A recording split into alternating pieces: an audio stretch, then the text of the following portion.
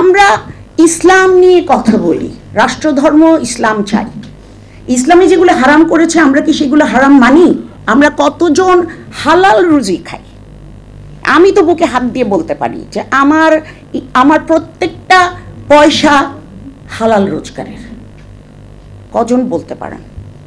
মসজিদের ইমাম সাহেব যদি এটা বলতে পারতেন তাহলে বায়তুল মোকাররম ইমাম সাহেব পালিয়ে যেতেন না। আমি সেটাতেই জোর দিয়েছি, কারণ কনস্টিটিউশনের বেসিক কিছু জিনিস আমি জানি না, এত নিটিগ্রিটি আমি জানি না। আর্টিকেল 70 কথা আমরা সবাই জানি। ওই একটা ব্যাপারে আপনাদের সাথে আমার মতের মিল হচ্ছে, বাকি কটায় হচ্ছে আপনারা বলতে পারবেন। ফ্রিডম অফ স্পিচ মানে যা খুশি যেখানে খুশি যেভাবে খুশি বলার নয়। এটাও বলছি ভাষা শিক্ষক হিসাবে। তাই এটা আমাদের বুঝতে হবে যে আমরা ভাষার প্রয়োগে আমাদের একটু সংযত হওয়া দরকার। আমরা যে ধরনের শাসনতন্ত্রই চাই, যে ধরনের ইনস্টিটিউশনই চাই, আমরা যদি পরস্পরের প্রতি সম্মান রেখে কথা না বলতে পারি তাহলে কথা বলা কিন্তু খুব ডিফিকাল্ট হয়ে দাঁড়ায়। আমি সেকুলারিজম নিয়ে একটু কথা বলবো। ধর্ম নিরপেক্ষতাকে ধর্মহীনতা কেন ধরা হচ্ছে? নিরপেক্ষ মানে ধর্মের ভিত্তিতে কারো প্রতি পক্ষপাতমূলক আচরণ করা হবে না। যে আচ্ছা উনি মুসলিম, উনি আমার মুসলিম ভাই বা বোন, এই কারণে ওনাকে আমি ফেভার করব না। আমার স্বামী মুক্তিযোদ্ধা, আমার পরিবারে আরো 3-4 জন মুক্তিযোদ্ধা আছেন, বীর উত্তম আছেন, শহীদ আছেন, সব আছেন। আমি স্বাধীনতা দেখেছি, যদিও খুবই ছোট ছিলাম। আমার যে দাবিগুলি যারা নতুন সংবিধান প্রণয়ন করবেন তার মধ্যে অন্যতম হচ্ছে আর্টিকেল 70 এবং ধর্ম নিরপেক্ষতাকে ফিরিয়ে আনা। এই কথাটা বলার জন্যই আমি আপনাদের কাছ থেকে ইন্ডেমনিটি চেয়ে নিলাম, কারণ আমি ঢাকা ইউনিভার্সিটিতেও যেখানে খুবই নমস্য ছিলাম সবার জন্য, রিসেন্টলি আমি অনেস্টলি কথা বলেছি, তাই আমাকে অনেক কিছু নাম দেওয়া হয়েছে। এর মধ্যে একটা হলো সফট আওয়ামী লীগ, ঠিক আছে? তো এই কারণে আমি আপনাদের এই ধর্ম নিরপেক্ষতার প্রতি আপনাদের যে রাগ বা বিরক্তি বা অ্যালার্জি, এটা দেখে আমি একটু ভয় পেয়ে যাচ্ছি যে অক্ষত এখান থেকে বেরোতে পারবো কিনা। আমি ধর্ম নিরপেক্ষতা ফেরত চাই। আমি ধর্মের ভিত্তিতে কোনো বিভাজন চাই না এদেশে। আর ধর্মটা কি বলে, লাকুম দীনুকুম ওয়ালিয়া দিন। আমি ইউনিভার্সিটিতে আমার ক্যারিয়ার শুরুর দিকে আমি এক জায়গায় গিয়ে জিজ্ঞেস করেছি যে ভাই নামাজের ওয়াক্ত হয়ে গেছে, পশ্চিমটা কোন দিকে? বলেছে আপনি নামাজ পড়বেন? আমি বললাম জি। বলে কি আপনি না ইংরেজ? মানে আমরা যারা ইংলিশ ডিপার্টমেন্টে পড়ি তাদের নাম ইংরেজ। অন টপ অফ দ্যাট আমি সো কল পর্দা করি না, আমার চুল কাটা, এটা ডিফারেন্ট ইস্যু যে আমি হেলথ রিজনে কেটেছি। আমাদের এগুলো জানার দরকার নেই। আপনি ইংরেজ, আপনি পশ্চিমের খোঁজ কেন নিচ্ছেন? আপনি হজ করে এসেছেন, এত বছর আগে ফিট হয়ে যাচ্ছে। ইয়াস, আই অ্যাম এ প্র্যাকটিসিং মুসলিম, কিন্তু তারপরেও আমি বলবো লাকুম দীনুকুম ওয়ালিয়া দিন। কোরআন শরীফে বলা হয়েছে, আমাদের ধর্ম আমাদেরকে শিখিয়েছে অন্যায়ের প্রতিবাদ করা। আমরা কি করি? আপনারা এতদিন ভয় কথা বলতে পারেননি, আমি তো বলতে পেরেছি। আমি তো 2002 সাল থেকে কথা বলে আসছি। যখন বিএনপি সরকারের আমলে আমাদের শামসুন্নাহর হলে মেয়েদের উপর অতর্কিতে হামলা করা হয়েছিল, আমি তো স্বপ্রণোদিত হয়ে গিয়ে আপনাদের যে তদন্ত কমিটি হয়েছিল সেটাতে সাক্ষ্য দিয়ে এসেছি। আমি রমনা থানা থেকে মেয়েদেরকে করছি। হ্যাঁ, আমি প্রাইস পে করেছি, কোনো সরকারের আমলেই আমি গুড বুকে নাই, সো আমার প্রমোশন হয় না। Who cares? আমার বিবেক, আমি কি আমার বিবেকের কাছে পরিষ্কার? হ্যাঁ, পরিষ্কার। এই কারণে আমি মেরুদণ্ড সোজা করে হাঁটতেও পারি, দাঁড়াতেও পারি। আমরা ইসলাম নিয়ে কথা বলি, রাষ্ট্রধর্ম ইসলাম চাই। ইসলামে যেগুলো হারাম করেছে আমরা কি সেগুলো হারাম মানি? আমরা কতজন হালাল রুজি খাই? আমি তো বুকে হাত দিয়ে বলতে পারি যে আমার প্রত্যেকটা পয়সা হালাল রোজগারের। কজন বলতে পারেন? মসজিদের ইমাম সাহেব যদি এটা বলতে পারতেন তাহলে বায়তুল মোকাররম ইমাম সাহেব পালিয়ে যেতেন না।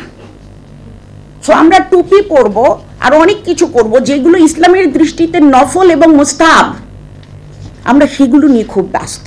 কিন্তু সত্যি কথা বলা আমরা কনসার্ন না, হালাল রোজগার করা আমরা কনসার্ন না। আমরা মুস্তাহাব নিয়ে টানাটানি করছি, খুবই দুঃখজনক। আমার বাড়ি সিলেটে, আমি খুব একটা ধর্মপ্রাণ ফ্যামিলি থেকে এসেছি। আমাদেরকে ছোটবেলা থেকেই ওভাবে বড় করা হয়েছে, সাথে করে আমাদেরকে একটা মুক্ত মন দেয়া হয়েছে যে ধর্মের ভিত্তিতে মানুষকে জাজ করবে না। Caste, creed, colour, religion, ethnicity এগুলো দিয়ে মানুষকে জাজ করবে না। আমার ধর্মও তো এটা বলেনি। একজন ইহুদির লাশ যাওয়ার সময় হযরত মুহাম্মদ শ্রদ্ধা জানিয়েছেন, একজন সাহাবী বলেছেন হুজুরে পাক ও তো ইহুদি। বলে তাতে কি, সে তো মানুষ। একটা মৃতদেহ যাচ্ছে, আমি তার প্রতি সম্মান জানাবো, এটাই আমার ধর্ম আমাকে শিখায়। আমার ধর্ম পরমত সহিষ্ণুতা শিখায়। ওর সাথে আমার মতের মিল হলো না, গিয়ে দিলাম একটা চড়, আরে এই বেটা তো হিন্দু। আমাদের একটা খুব পপুলার, আমাদের দেশে এখন একটু কম হয়, আগে হতো ইহুদি নসারা বা ইহুদি নাসারা।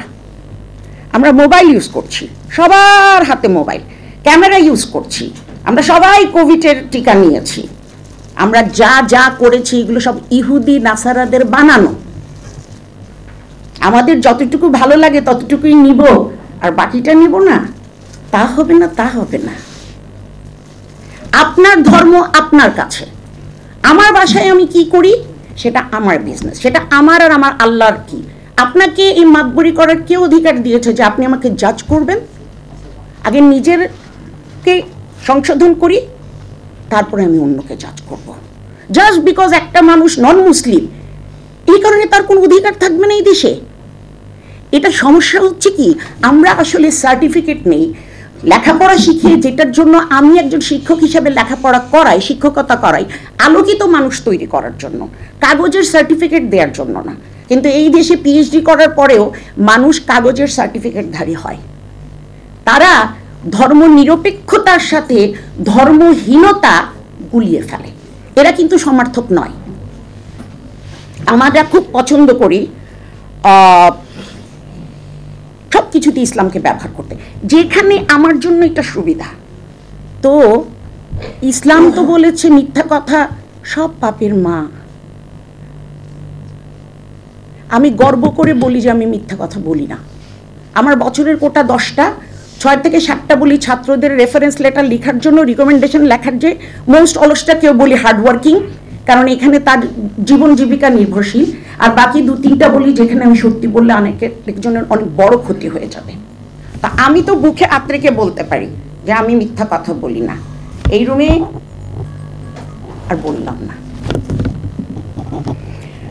আমরা নারী অ্যাডভাইজার, আমরা তাদের প্রতি রেফার করছি কি বলি, ইউনূস সাহেবের বান্ধবী। আমার রুচি যায় না, এই কারণেই আমি বলছি যে এখানে আমি মিসফিট। আপনারা নারী নেতৃত্ব মেনে নেন যখন সে প্রাইম মিনিস্টার হয়ে যায়। আজকে যদি ডক্টর ইউনূস একজন পলিটিক্যাল লিডার হতেন, কারো সাহস হতো না ওনার ক্যাবিনেটের মহিলাদেরকে বান্ধবী বলা। এটা কি রুচির অভাব, কি কুরুচিপূর্ণ। আমি তখনই উঠে চলে যেতাম যদি আমার বেরোনোর পথ থাকতো। আইনের কথা একটাই আমি বুঝি যে আমাদের দেশের আইন হচ্ছে জগা খিচুড়ি, এবং এটার ব্যাপারে সংবিধানের একটা সিদ্ধান্ত নেওয়া দরকার। সংবিধানের ক্ষেত্রে আমরা কি মুসলিম আইন ফলো করি না ব্রিটিশ আইন ফলো করি? সম্পত্তির ক্ষেত্রে আমরা মুসলিম আইন ফলো করি, তালাকের ক্ষেত্রে আমরা মুসলিম আইন ফলো করি। সো আমাদের যেটা সুবিধা আমরা সেটাই করি। এই আন্দোলনের একটা অন্যতম স্পিরিট ছিল বিভক্তি নয়, একাত্মতা, সমঝোতা। আন্দোলন শেষ হয়ে গেছে। আমি এটাকে দ্বিতীয় স্বাধীনতা বলতে রাজি না, কারণ স্বাধীনতা অনেক বড় জিনিস, যেটা হয়তো আপনারা দেখেননি তাই বুঝতে পারছেন না। এই বিষয়ে বইটই পড়লে বুঝতে পারবেন। সো আমরা, তুমি মুসলিম আমি হিন্দু, তুমি বিএনপি আমি জামাত, আমি অমুক আমি তমুক না, চলেন সবাই মিলে দেশটাকে গড়ি। আমিও মনে করি এই সংবিধানে আমার ক্ষুদ্র বুদ্ধিতে যতটুকু আমি জানি সংস্কার প্রয়োজন। দরকার হলে আপনি পুরোটা যদি আমি বলবো না ডাস্টবিনে ফেলে দেন, দ্যাটস ভেরি ডিসরেসপেক্টফুল, পুরোটা সংশোধন করেন, আমার কোনো অসুবিধা নাই। কিন্তু ভাই, আমি যে ধর্ম নিরপেক্ষতা চাই, কারণ আমার ইসলাম তাই বলে। ধর্মের ভিত্তিতে আমি কাউকে জাজ করব, এই অধিকার আমার ধর্ম আমাকে দেয়নি। ঠিক আছে, এখন আশা করি অক্ষত বেরিয়ে যেতে পারবো। ধন্যবাদ।